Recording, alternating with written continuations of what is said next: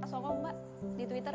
Ya boleh saja, tapi kan media sosial tidak hanya Twitter, ada TikTok, ada YouTube, ada yang lain-lainnya. Percakapan tidak hanya sebatas pada Twitter. Makanya saya khawatir, takutnya kita hidup dalam satu bubble tertentu begitu.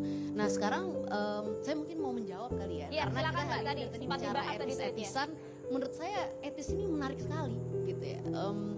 Kalau saya mau bicara masalah etika dan keetisan, boleh nggak saya balik pertanyaan ini kepada bapak-bapak yang duduk di sini? Dan saya menarik juga, saya baru sadar, Yesus Grace ternyata kita perempuan satu-satunya dari tim Prabowo Gibran yang dikirim ke sini di meja ini. Nah, kalau saya balik sekarang, ketika kemarin Profesor Mahfud menyatakan food estate gagal, mengkritik pemerintahan Pak Jokowi, menyatakan hukum tumpul ke bawah, hukum tumpul ke bawah dan tajam ke atas, tajam ke bawah dan tumpul ke atas. Saya mau tanya, Prof Mahfud itu pembantu presiden loh.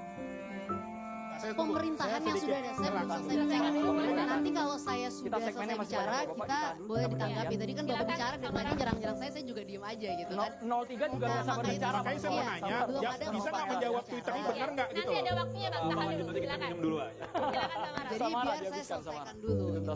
Ya jadi tadi kemarin ketika Prof Mahfud mengkritik food estate, mengkritik soal hukum yang dimana beliau adalah Menko Polhukamnya, beliau adalah pembantu presiden, beliau adalah bagian dari pemerintahan tersebut, ya kan? Apakah itu etis?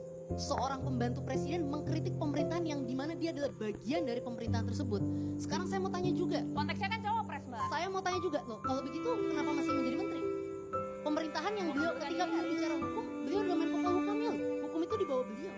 Sekarang saya mau tanya juga, Gus Muhaimin adalah ketua umum Partai Kebangkitan Bangsa PKB, adalah bagian dari pemerintahan saat ini. Apakah etis Gus Muhaimin mengkritik pemerintahan saat ini, masih menjadi bagian dari pemerintahan saat ini, tetapi masih menjadi bagian dan mengkritik menjadi cawapres? Saya mau tanya lagi, Pak Tom Lembong. Pak Tom Lembong ketika itu adalah menterinya Pak Jokowi, sekarang menyerang Pak Jokowi, mengatakan bicara soal contekan segala macam. Apakah itu etis? Seorang mantan pembantu presiden mengkritik, membicarakan persoalan contekan. Bang Masinton, izinkan saya selesaikan bicara dulu. Singkat Bang.